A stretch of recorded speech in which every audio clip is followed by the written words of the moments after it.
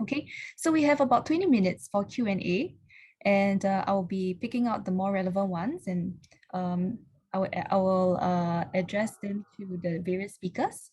So I think it'll be good to start with our first speaker, Mr. J.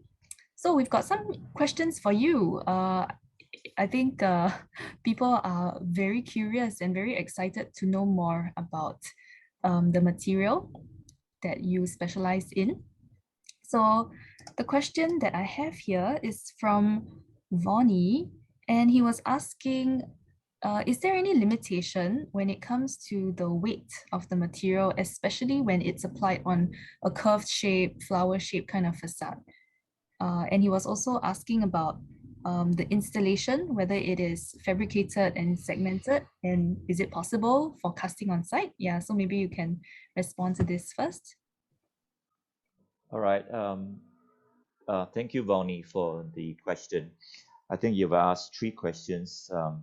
First one is about the weight of the precast panel. Typically, a facade panel weighs about between 1 to 3 tons. It may seem a lot, especially when you compare with some of the aluminum panels. But in Singapore, a lot of construction is all in precast. So they have very heavy element like the precast beams and precast columns, which weighs easily 4 or 5 tons. Sometimes even a modular precast in the whole room is done in a modular precast that can weigh up to 20 to 30 tons. So in that respect, the precast facade panel, given that it's about 2.4, 2.5 wide by about 3 meter high and about 150 mm thick, weighs about 3 tons. It can be made into curve or any circular shape. And I think it will be much nicer to do them in true curves rather than segmented, because I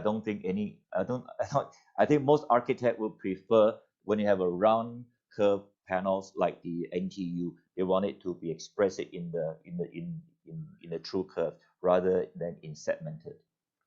So and your last question is, can it be cast on site?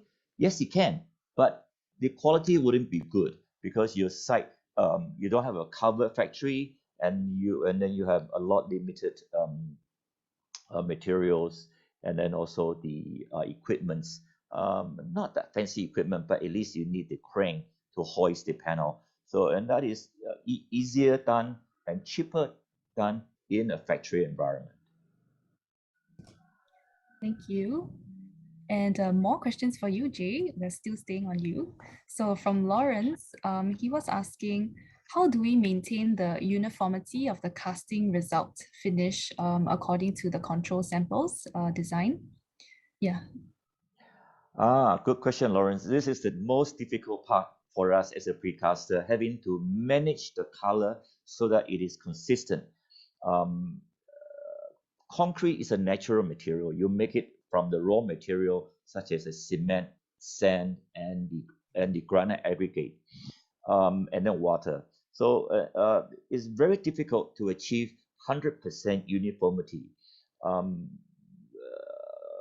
The way that we control is by QA, quality control, but it's not that much that it's not a machine-made process. It's all done by hand with a mold that you saw in the slides. So a lot of it has to be done with care and the attention to how we mix it, and then the proportion of the mix and the raw material have to come from the same source. For instance, the quarry for the granite has to be from the same quarry, the cement from the same manufacturer, and so on. But even with that, it's very difficult to maintain 100% consistent. But sometimes architects don't like to be 100% consistent. If they want it that way, they would have chosen to paint it in the first place. So the natural concrete does give a nice touch of the how should I say, the honest expression of the concrete material.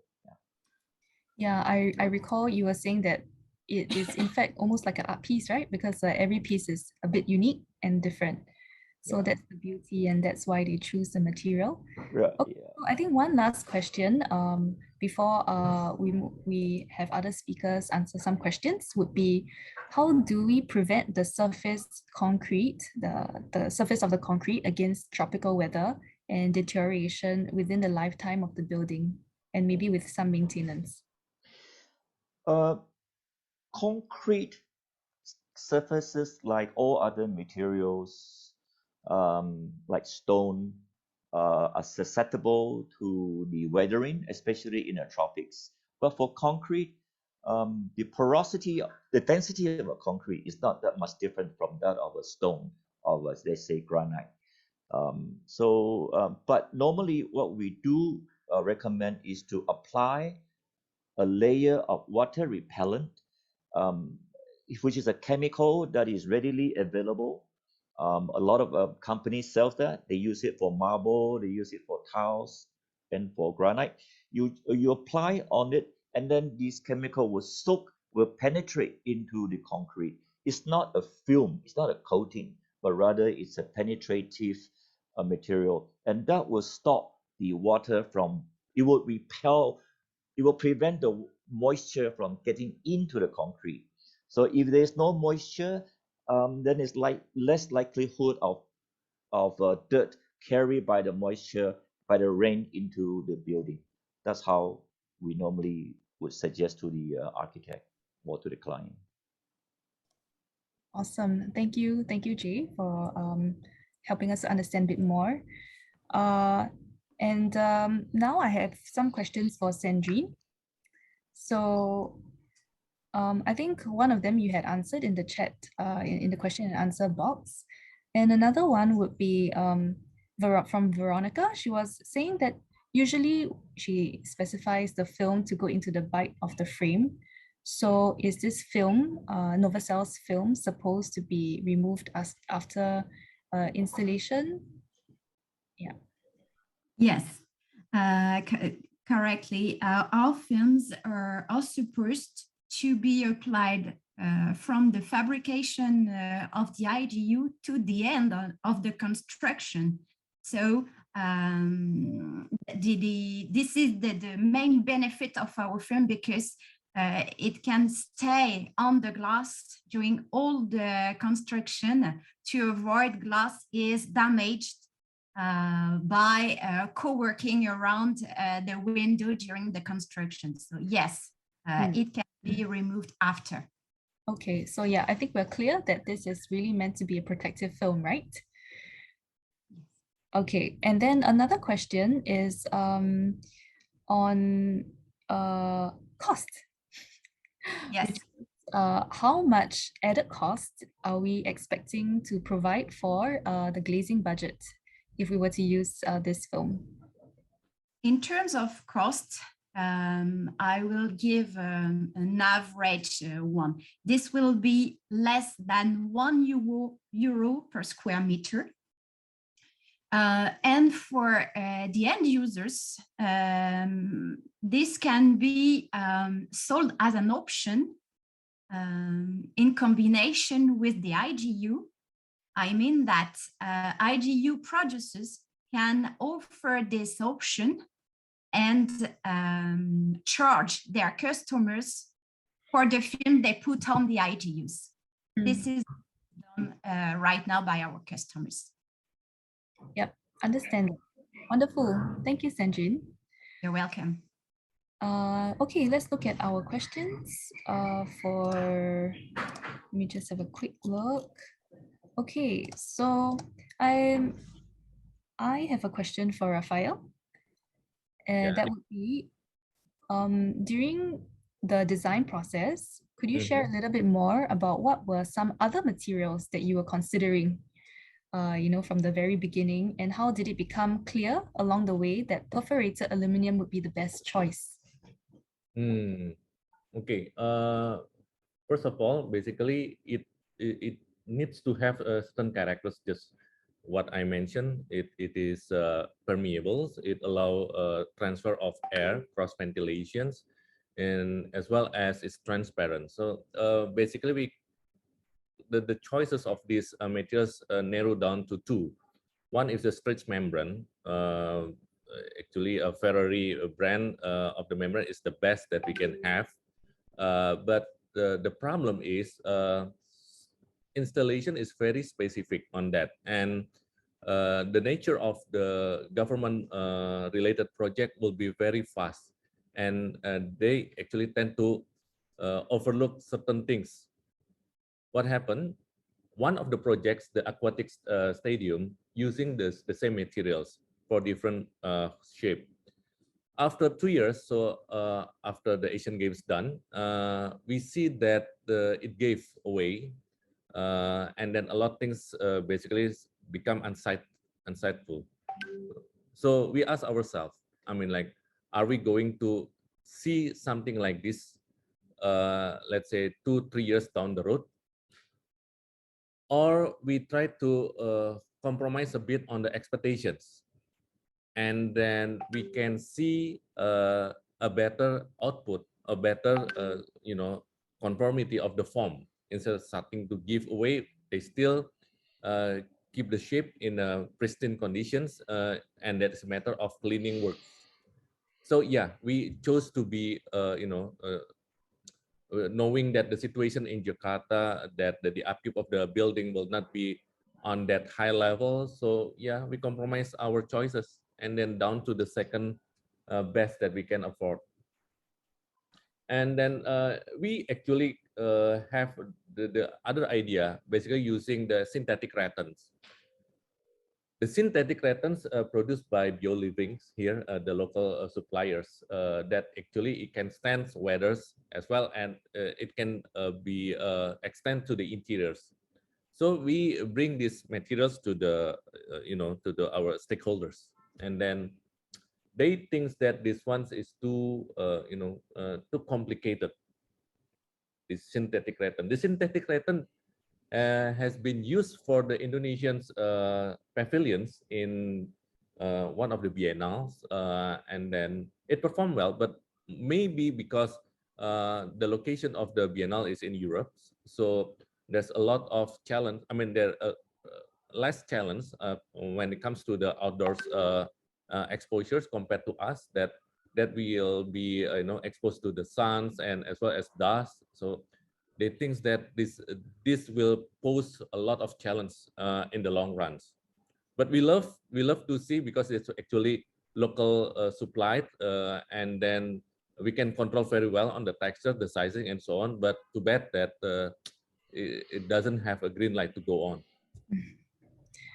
Yeah, well, thanks for sharing all these different considerations. Mm-hmm. Yeah, so interesting. And you were also saying that craftsmanship is one of the main messages for that building. Mm-hmm. Mm-hmm. Yeah. Indeed. Cool. Okay, thank you so much.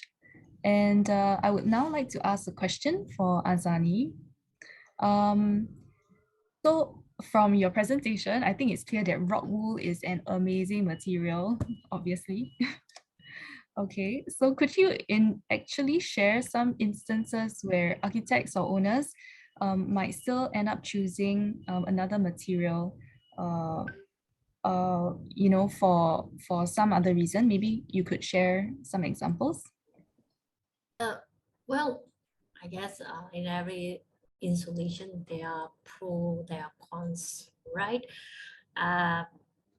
Do you look into, again, you also have to look into project specifics. What are the requirements that you want actually to achieve on that? It can be usually for insulation material. Commonly, we look into thermals, we look into acoustics, we look into fires, or maybe additional requirement, mechanicals, or even durability of that particular installations. And also cost, right? Cost, yeah, also one of the things. Well, they may want to choose sometimes is because the building regulation does not specifically stated, let's say, as I mentioned, for fires, there are minimum requirements, and then that also they may want to choose because of the cost, and they may choose because of the better, let's say, thermal performance than other insulation considerations they want to choose.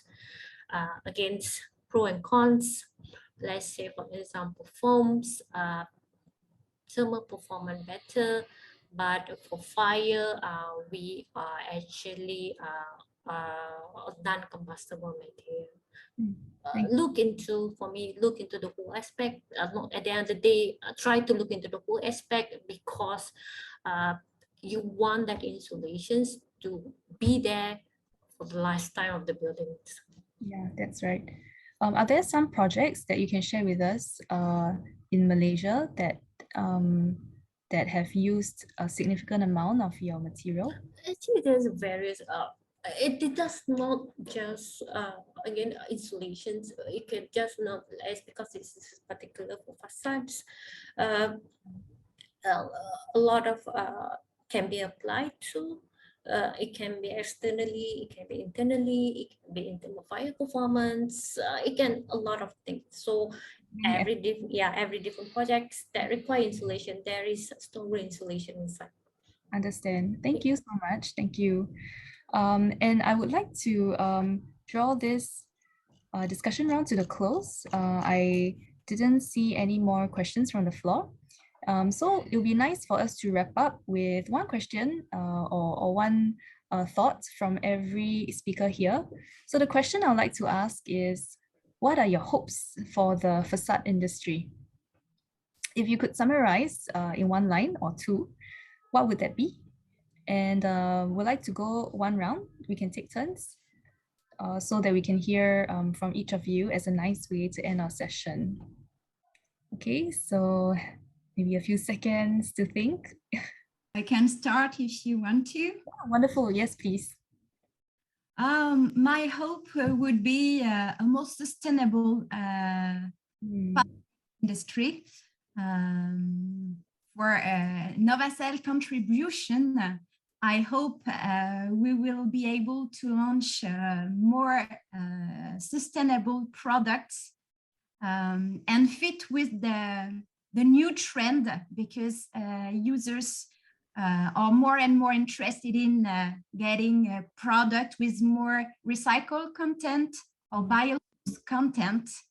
And I can tell you that Novacel is working hard in that direction. We have already launched products in that perspective. So I hope this will expand soon. Wonderful. Thank you so much, Sandrine. Sustainability, I remember you did mention that your film, 20% of it comes from eco, like recycled components. So yes. Yeah, so remember everyone, please find out more from Sandrine about this. I believe you have more coming up for all of us. Yeah. Thank you. And how You're about welcome. who would like to go next? Oh, maybe me. All right. Right. As Sandra mentioned that, due to now current climate change and everything, look into every building materials, look into the sustainable developments. Again, also safety aspect in terms of fire, because a lot of fires can happen currently right now. That also you want to look at. Right. Sure. Thank you. Thank you, Azanie. Okay, maybe this is my take. I've been a designer in Singapore, and I've been right now practicing in Jakarta. There are many ways difference and in the term of expectation. Of course, we are basically still exploring whatever possibility that may have provided from the industry, but exercising that idea in a lot of constrained situations like Jakarta, especially in terms of affordability, because we need to do something that can be afforded by the construction here. That I actually need to turn a lot of corners to come up with something that is agreed upon by the stakeholders, especially when it comes to features like sustainability and so on, whereby usually there is a premium that we need to pay for that. And then the stakeholders in countries like Indonesia, whereby they see the building, unlike countries like Singapore, they have a lot to think to consider. So basically, as a designers, we are very, very happy to see more materials that is fantastic and affordable, because the term of affordable here basically very sensible. I come across a lot of friends that basically providing me with information in terms of materials that's very fantastic, but at the end of the day, I also have constraints to use in the context of urban, like in Jakarta. But when it comes to Bali context, that we can use, alternative like bamboo materials and so on. Okay, that is plentiful and it's very beautiful. Come back again, our expertise here is in an urban context, and that basically we have a lot of challenge. One notable things, like when it comes to, a glass choices of low EV and so on, and it basically they can only come up with selection that is dark colors and so on. But basically we want to afford something more transparent, and that basically there is a premium to pay for that. And so this basically pose constraints to us as a designer here in that situations. So yeah, please come up with something remarkable, beautiful, and affordable. I'll be more than happy to use that. Wow. Okay, I think everyone is hearing this. So work on it. I mean that in the end, we are always striving for the best balance, right? Of Yes, yes. functionality, affordability, and For me, basically, when talk to client, I have a very hard time to convince them. I think we understand. We understand. All right. Thanks so much for sharing your honest opinion, and also like the specific context that you're in Jakarta, in the urban context. So I think we have Jay left. What are your thoughts? Well, Sarah, I think like everybody else, like Rafael, I want to make my concrete panel affordable. Our client, the main contractor, always looking for the cheapest, and to make it sustainable, like fellow speaker from France, and to make it also beautiful and artisanal, like your work, Sarah. I truly admire how you make glass into it and a work of art. And what you do, you put in a lot of love and passion and attention to an otherwise a very common material, just like concrete. Concrete is so common, just cement, sand, and water and stone. But with a little bit of attention and care, we can make it very beautiful, and we don't have to paint it. You painting in Singapore, you know you have to repaint every 5 years. It's not that sustainable. Anyway, so make it beautiful, cheap, and nice. Thank you so much. I think Yeah. everyone has hit it on a nail. Happy to hear that. Sustainable, safe, Yes, safe. beautiful, Yeah. and affordable. Yeah. All right. Okay. It sounds like a tall ask, but I think with everyone's minds, and the more we work together, and even beyond borders, like what we're doing today, I think it's nice that at least we don't feel so alone and so like isolated and limited in our choices. That something can be made possible where it seems impossible.